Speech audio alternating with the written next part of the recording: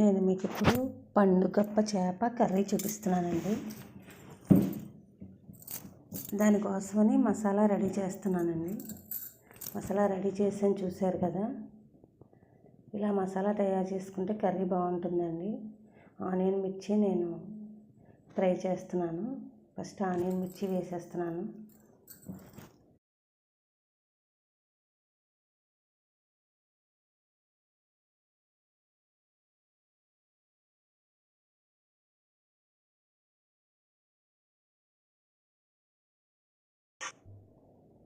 చూసారు కదా, ఆనియన్ మిర్చి అయితే బాగా మగ్గిపోయింది. అందులో సాల్ట్ అయితే యాడ్ చేశానండి, రుచికి సరిపడా సాల్ట్. పసుపు అయితే యాడ్ చేశాను, చూసారు కదా. పసుపు లేకుండా మనం ఏ కర్రీ చేసుకోం కదండి.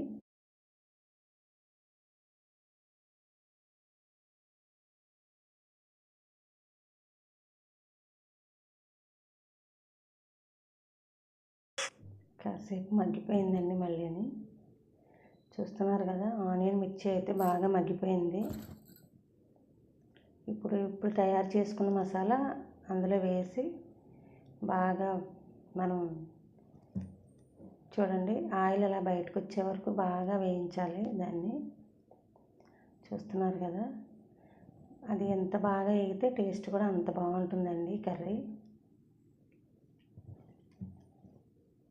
ఇప్పుడైతే ఫిష్ పీసెస్ అయితే యాడ్ చేసేసానండి. అది మిక్సీ జార్ కడిగేసి కొంచెం కారం ఉంటే అందులో అది కూడా వాటర్ యాడ్ చేసానండి అందులో. చూస్తున్నారు కదా, అసలు కర్రీ ఎంత బాగుందో.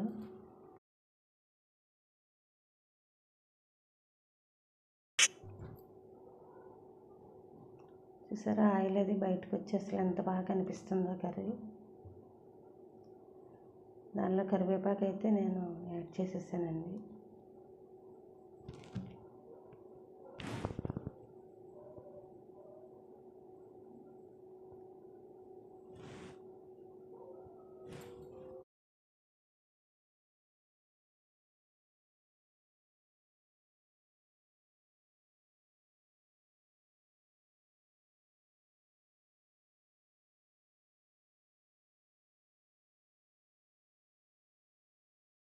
కర్రీ అయితే రెడీ అయిపోయింది, చూసారు కదా. ఈ కర్రీలో కరివేపాకు కొత్తిమీర కూడా నేను వేసానండి. అసలు కర్రీ అయితే అసలు సూపర్ అండి. చూసారా పీసెస్ ఎలా ఉన్నాయో.